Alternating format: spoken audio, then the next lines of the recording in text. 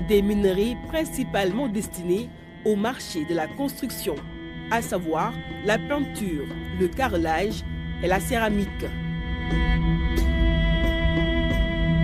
Le zircon est aussi présent dans notre quotidien. Ses propriétés anti-abrasives et sa brillance comparable au diamant lui confèrent une place de choix en joaillerie où on le retrouve sous forme de dioxyde de zirconium. Sur le site, cette drague aspire jusqu'à 7000 tonnes de sable minéralisé par heure. Depuis qu'on est installé, parce qu'il y a eu une période de démarrage, comme tout projet, toute opération, une période de ce qu'on appelle ramp-up, de montée en puissance. Aujourd'hui, si je prends les 5 dernières années, notre production se situe entre 600 et 800 000 tonnes de produits finis par an. Grande Côte Opération, une entreprise en pleine expansion. En 2021, cette filiale sénégalaise du groupe français Eramet a valorisé plus de 804 000 tonnes de concentré de sable minéralisé pour un chiffre d'affaires de 140 milliards de francs CFA, soit 214 millions d'euros. En 2023, l'entreprise minière a fait 140 milliards de chiffre d'affaires et 21 milliards de francs CFA de bénéfices. Des chiffres appelés à augmenter vu la forte teneur en minerais dans la zone de Lompoul.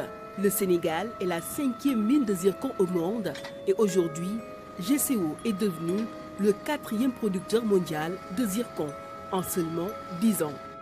Mais respecte-t-elle vraiment les études d'impact environnemental?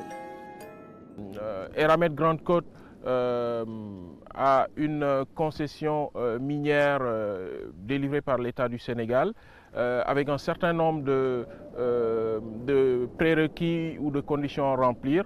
Et nous, de notre point de vue, je pense que c'est des choses sur lesquelles on est très à cheval en ce qui concerne l'environnement, en ce qui concerne la relocalisation des populations impactées, en ce qui concerne la protection de la biodiversité. Donc tout ça, c'est bien cadré par, d'une part, la convention minière signée avec le gouvernement du Sénégal, mais aussi le code minier qui nous régit.